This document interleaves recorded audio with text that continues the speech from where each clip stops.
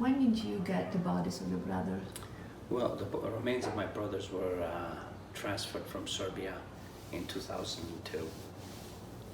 In 2002, and I believe it was in March. And there was a big ceremony in Pristina, in Asheshi, just getting about. I think it was a big ceremony for them, honoring them as, you know, fighters, heroes of Kosovo. And they went for a cause to help people who couldn't help themselves, you know, and you know, they did a humanitarian deed. They didn't do any crime. You know what I mean? You do a humanitarian deed all over the world, people recognize you as a humanitarian. You know what I mean? They award you, you know what I mean, with the humanitarian decoration, but instead of awarding them for you know, doing a humanitarian deed, they were awarded death sentence.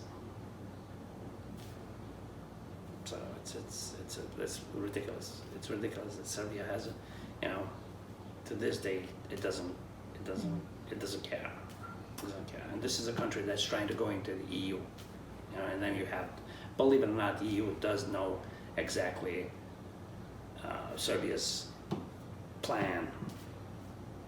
You know, every humanitarian law center, the humanitarian law center in Belgrade, you have Amnesty International, you have, everybody knows as far as what really, you know, Serbia is all about. Mm-hmm. Have you been fighting this fight all alone, or is it people helping you? No, in the beginning we had the U.S. government help us, but U.S. government can't do much. They also have to protect their own political interests. But we had the American Albanian community. We have family members here in Europe. You know, we had a lot. We have former members of U.S. government employees helping us, like Ambassador Barry, Tanya, Donny.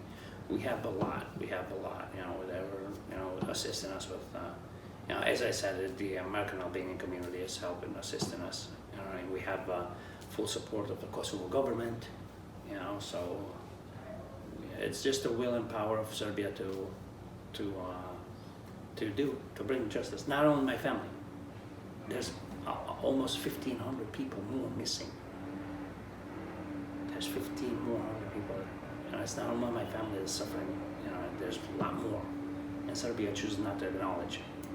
And Serbia acknowledges the war crimes only that were committed against Serbs. They will not acknowledge the ones that were committed against Albanians. It's like, look what I suffered, not you. You know what I mean? What about me? And do you have any help in Serbia? When you go to Serbia, who do you talk to? Yes, we do. We do have the Humanitarian Law Center. Also, by the way, we have the Helsinki Commission. The staff at the Helsinki Commission has been great, helping us. We have the congressional Congressman Elliot Engel, Lee Zeldin. We have a lot. We have members of Congress. Everybody. Just recently, I was in D.C. and testified, and it was just. How should I put it? I'm thankful for the U.S. Congressional District, the Senate too, you know, assisting on this matter, shed light. We have also the, speaking about in Serbia, it's the Humanitarian Law Center. They've been bending backwards to not only for my family, but also other Albanian families. But it's, as I said, it's the Serbian will. Serbian government's will to shed light in these deaths and these horrific crimes that were committed by the Serbian forces.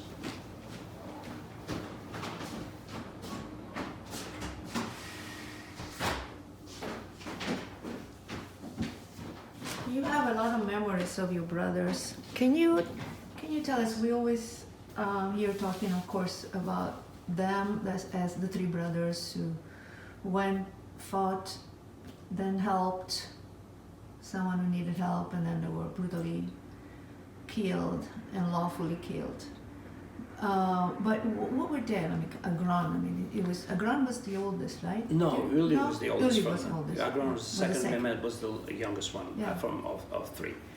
They were fun, outgoing. You know, they do anything for a person. Believe it or not, they were very outgoing, very respectful. You know, even people in our town in Hampton Bays, they were like, "What? This what happened to them?" You know, they're shocked about it. You know, they're shocked. A lot of people are shocked. You know what I mean? My brothers, you know, always there for something. You know, this day, we have friends of them that they call and, you know, check upon us. You know what I mean? You know, and we talk about them, what they did here, they did there. You know what I mean? They were outgoing. Come weekend, they'll go out. You know, and they won't go. They won't be by themselves. They'll call friends, and you know what I mean. And they were very, very, very outgoing, outspoken, you know, loved life. You know what I mean? As everybody does. You know what I mean? Yeah. Who worked on the pizza place? Uli. Uli. Uli. Did you like his pizza? Oh, he loved it. He did great pizza. He did great pizza. Very good pizza. Very good pizza. Very good. Agron and Mehmet, they were construction workers. They were greatest. You know, their bosses, they were like, oh, we can't find better workers than they. You know, they were very hardworking American Albanians. They had a goal. They wanted a better life for themselves. You know, as our parents, you know, wanted. You know, when they immigrated in the 70s. You know, to have a better future. You know what I mean, for us, and that's what they wanted. You know, they wanted a better future, and they did. You know, they had good times. You know, they had fun. I mean, they worked. They had their fun. You know, they had their rest. You know what I mean? It's like 8 hours of work, but actually there's no such thing 8 hours of work. It's more than 10, 12 hours a day. But they had their fun. When they had their fun, they had their fun. They had their fun. They enjoyed life. You know, they always come and be like, oh, you're a party spoiler. I'm like, no, you know, listen, I was a chef at the time, and the restaurant that I worked for, it was very busy, and me at the time, I didn't have time for anything, believe it or not. And they always call me, come on out. But when I went out with them, we had a blast, you know. And the nightclubs, you know, out here in the city, they were full of life, you know, full of life, you know. They were always giving, you know, always, you know, make sure you donate to charities, people in need. You know, they were very, very, very good, very cool brothers, you know. And I was proud to have them. They were very young. Were they engaged? No, they weren't engaged. They were single. They were bachelors. Yeah, high in life, you know, enjoyed life. They would have settled down, engaged now, but yeah, later. Yeah. Were you already married at the time? Or? No. I was single too. We all had excuse me. Yeah. We all had girlfriends, you know what I mean? Yeah. But nothing serious, you know what I mean? It was serious, you know, having a partner in life is always important, but being married, engaged, but no. We're looking into, you know, getting a bit, you know, situated and all that stuff, but then the war happened, and then everything just, you know. When did you get married? I got married when I was about 29, I think. 28. After the war? After the war, yes. In 2001, actually. It was 3 months before my brothers were discovered they were dead in a mass grave. Yeah. It was real bad. And we had hoped that they'll be alive, you know, and be released and all that stuff. But after I got married, 3 months later, I believe 3 months or 4 months, March, April, May, June, July. 4 months later, they were found executed in a mass grave. And do you have children now? Yes, I do. I have two. I have twins, a boy and a girl. Yes, I have named him my son Agron after my brother Agron. My brother Fatos has named his son Mehmet, after Mehmet, and my older brother in Germany, he has named his son Uli. So, you know, They live on. they live on. Do you talk to your children? I don't know how old your children are, but they old enough to know the story, or they're grown up probably with the story? Yeah, they're about 11 years. They'll be 11 in July actually. They'll be 11 in July. They've seen it lately. You know, when they're young, like 5, 6 years, 7 years, they look into it, but they're not. You know what I mean? Okay, cartoons and all that stuff. You know, but now that they're starting to really get into life and they see what's going on. You know what I mean? And my son once asked me, "Dad, these people are bad. Serbs are bad." I'm like, no, son. The Serbs are not bad. It's the government and the criminals who run the government. You know what I mean? People who choose to be bad, to do bad, to inflict pain. All the Serbs are not bad. You know what I mean? All Albanians are not. You know, if you want to delete that, you could delete it. If you're not. But you got to give people a chance. You know what I mean? Serbs are, at this day, they're nationalism, like racism. In Serbia, it's one thing. If, like Nazis did to the Jewish, you know, they robbed them, they killed them, they raped them, and nobody's answering for it today. Stop. There's no justice for them. There is justice, but very slightly. Bosnia, same thing that happened in Bosnia. Same thing happened in Croatia. It's unbelievable. It's unbelievable. And who conflicted this whole pain? Serbia. And just recently, the Serbian president came out and praised Milosevic as a great leader. That means you're not. I guess if you praise a butcher that much and that well, that means you're not far away. You know, you follow in his path, I guess. You know, you're not heading into a different direction. That means if tomorrow Serbia goes into war, let's say with the other country, this is going to happen, same thing. Now your brother are in Yonkers, right? In the Yes, cemetery in yes. Yonkers. St. Mary's Cemetery in Yonkers. Can you tell us a little bit more about that? Because you live on Long Island, right? Your Yes. family. Yes. Do you live with your parents? Or Yes, your I do. parents live with you? Yes. Yes. Because you're the oldest? Or? Yes, I'm the oldest here. Well, the reason my brothers were buried in Yonkers is because that's the place where they left from when the Kosovo Liberation Army, the Atlantic Brigade, was formed. So it was from where they left, that's where they would be buried, kind of thing. And they decided to put them in Yonkers at the cemetery. It is far from your home, right? Yeah, but we go visit them. We go visit them often. My parents go visit them often. They do. We do. You know, the members of American Albanian community visit them all the time because every time we go there, there's been like fresh flowers put in about 3-4 days, 5 days prior. You know what I mean? And it's very nice to know that you know they're being visited. You know, not by only by the family, but by the whole American Albanian community too.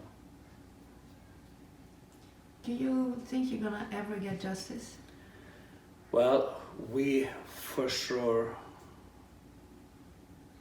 We will. I'm confident that we will. We have every branch of the U.S. government working on it. We have the congressional, we have the Senate, we have the community. You know what I mean? And I got to be thankful to the American Albanian community. They've been very, very, very influential in, assisting the family in each and matter way they can. Do you have any particular memory of your brothers, or one of them, or a little story that you can tell us? Which ones? Good ones, bad ones? Oh, well. No, the good ones is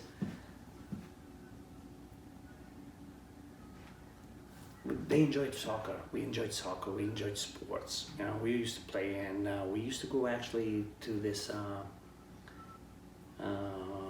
river called Drini, and we used to go out, you know, picnic and enjoy life. You know, and it was a, you know, this, you know, it was they're full of lives. You know, and full of life. They always help. Like one instant, we were driving.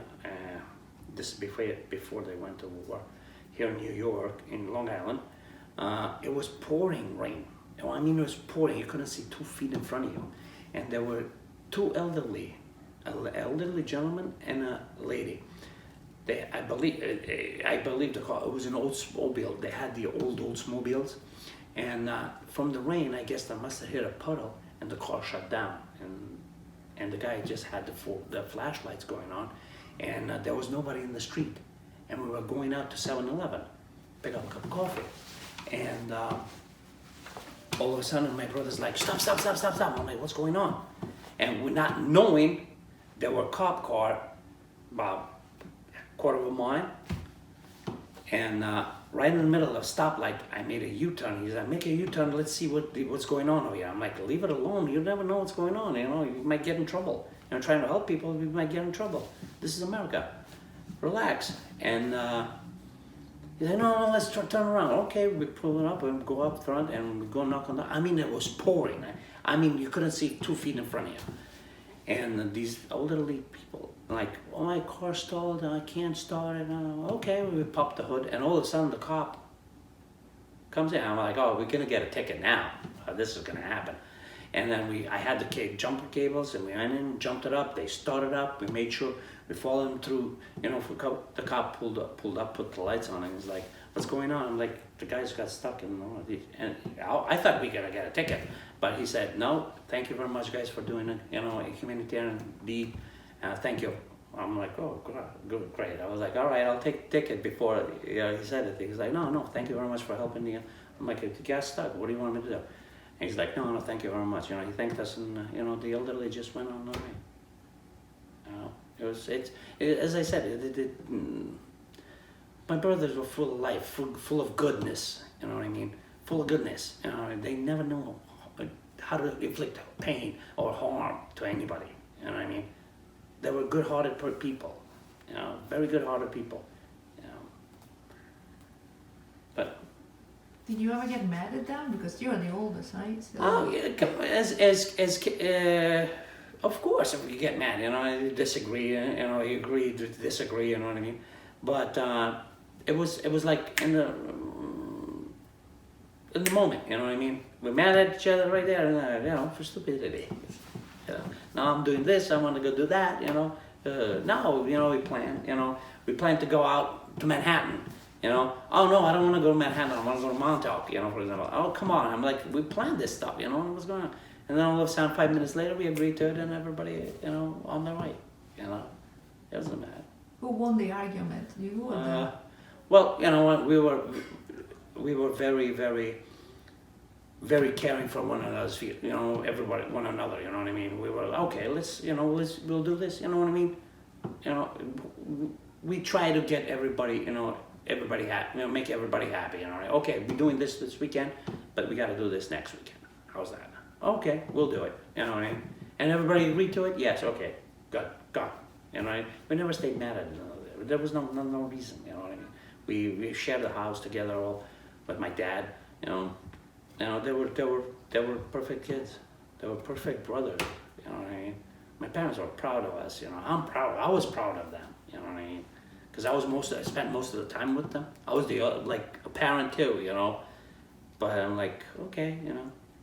So who did the cooking when your mom was away? Because you were all men there, right? Yes, we were here with my dad at the time, because my mom was in Kosovo. I did the cooking. My brother did the cooking. The pizza man. Yeah, it was even other two of my brothers. They knew how to cook too, because you know, a cook family cooking. You know, they knew how to cook too. But you know, we'd cook on the weekdays, because sometimes that's where we probably take our days off. But really, Agron and Mehmet would be off on Sundays, you know. Me and Lily will be Tuesday, Wednesday, Monday, you know what I mean? So, you know what I mean? We made sure, you know, we have everybody has everything, you know what I mean? You know, it's a typical family, you know, just doing, you know, everyday life. Speaking about family, are you still in touch with the Roma family? No, we have lost contact. I believe the person passed away from cancer. He passed away from cancer. The husband, I believe. Majun.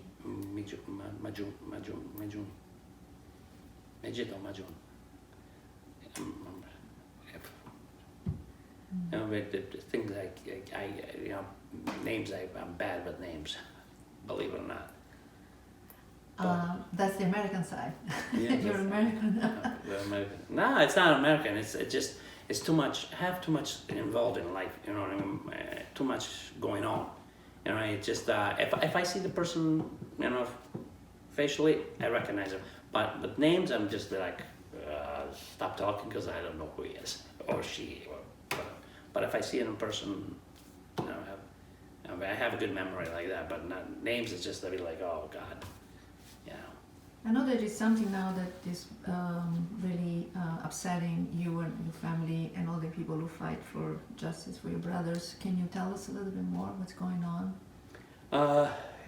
As I said, the cases, it's been a hard 20 years. It'll be 20 years. In July, it'll be the 20th anniversary of my brothers. That's been, and it hasn't been easy. It hasn't been easy. It has been very painful. Because